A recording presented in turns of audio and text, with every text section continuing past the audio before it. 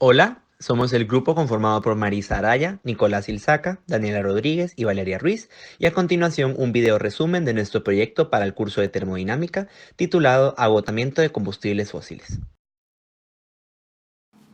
Objetivo general: explicar de manera textual y oral el agotamiento de combustible fósil en el mundo. Objetivos específicos: determinar la causa del agotamiento del combustible fósil, analizar las zonas geográficas donde hay más cantidad de combustible fósil, definir la diferencia en la cantidad de combustible fósil que tenía la zona versus cuánta tiene actualmente. Los combustibles fósiles son aquellos que están formados por restos de antiguos seres vivos que al ser agrupados son capaces de formar procesos bioquímicos que producen distintos tipos de combustibles. Son químicamente clasificados como hidrocarburos y toman importancia gracias a las numerosas actividades humanas, tanto económicas como sociales. Forman parte de los distintos recursos de energía que no son renovables, se emplean en actividades aprovechando la enorme cantidad de energía que se obtiene mediante su combustión. No solo sirve para la calefacción, también para la cocción de alimentos y generación de energía eléctrica.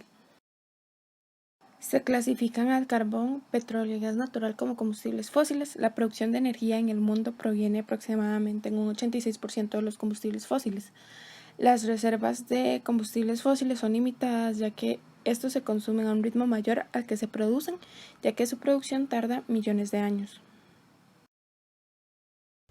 El término emisión se relaciona con la acción y efecto de emitir. Puede estar constituida por el conjunto de efectos públicos u otro tipo de valores que son puestos en circulación.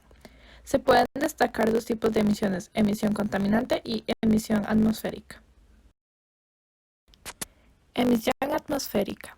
Conformada por el conjunto de sustancias que llegan a la atmósfera, la definición implica que la contaminación producida por los autos forma parte de las emisiones vehiculares como las de las emisiones atmosféricas. Emisión contaminante. Son residuos que son desprendidos por los humanos, ya sea industrial o domésticamente, que afectan al medio ambiente. La emisión de gases tóxicos de parte de los coches se conoce con el nombre de emisión vehicular y contribuye importantemente a la formación del smog.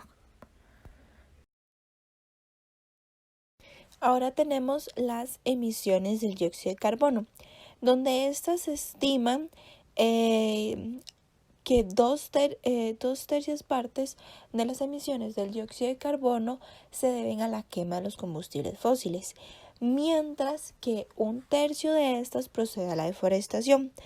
Este dato en total se emite un 45% que pertenece a la atmósfera, mientras que el 30% lo absorbe el océano y un 25% en la biosfera terrestre.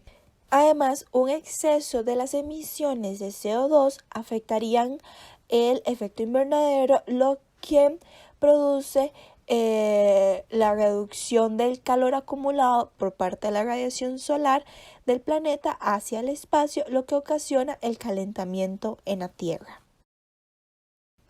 A continuación tenemos los factores de emisión del petróleo, del gas natural y del carbón. Pero primeramente ocupamos definir qué son los factores de emisión.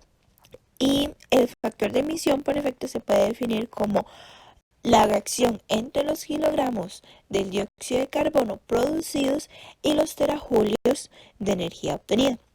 En este caso tenemos el gas natural licuado, que equivale a 64.200, el petróleo crudo, que vale a 73.300, el carbón de coque, que equivale a 94.600, tenemos otro carbono bituminoso, que equivale a 94.600, y por último un carbón subbituminoso, que equivale a 96.100. El gas natural se conoce como un hidrocarburo formado por metano, aunque además posee otras proporciones como es el nitrógeno, el etano, el butano, el dióxido de carbono, agua, el propano y tasas de hidrocarburos más pesados. Además, el metano es un átomo de carbono que se encuentra unido a 4 hidrógenos. Esto puede constituir hasta un 97% de gas natural que se encuentra en él.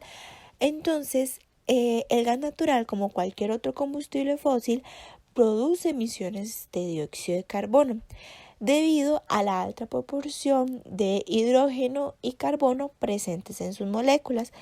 Además, sus emisiones son entre 40 y 50% menores a las del carbono y un 25 a un 30% menores a las del fuel oil.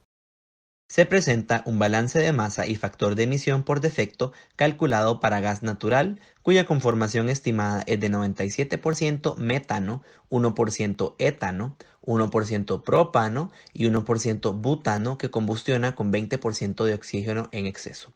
Las reacciones que ocurren es cada uno de los componentes anteriormente mencionados que combustiona para producir dióxido de carbono y agua en proporciones estequiométricas.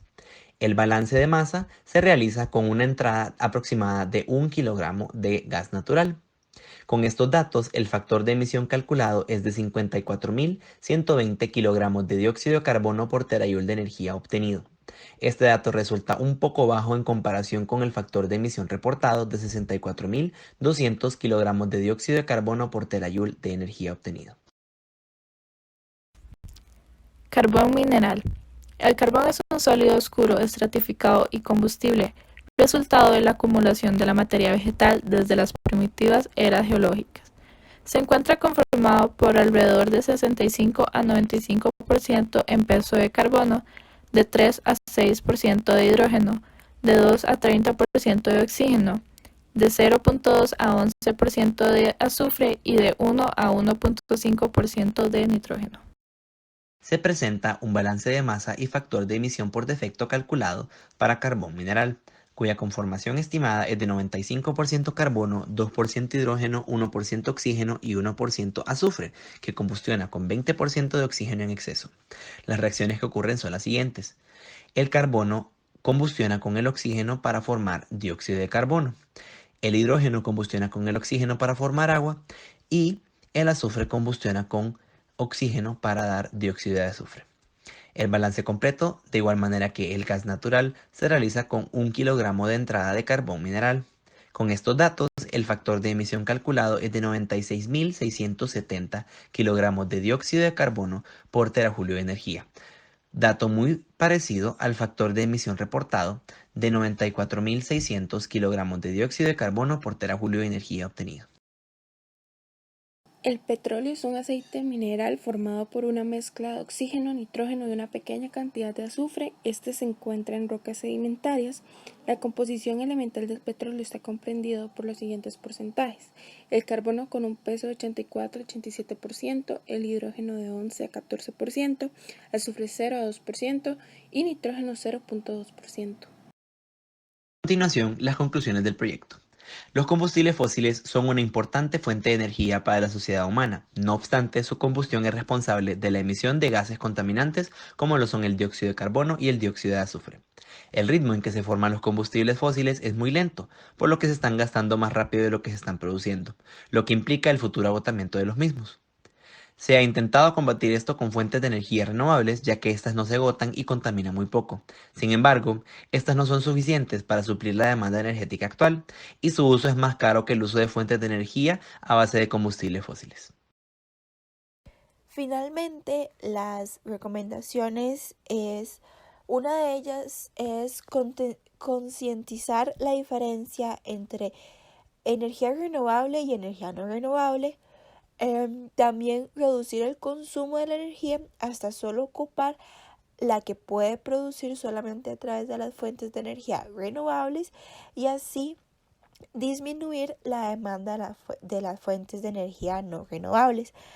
Y finalmente, exponer qué tan lento es el ritmo de la formación de los combustibles fósiles en comparación al ritmo de su consumo, ya que como podemos observar en la actualidad, los humanos hemos consumido mucho los combustibles fósiles, pero no tomamos en cuenta de que estos se pueden acabar por el mal uso que le hemos dado a ellos.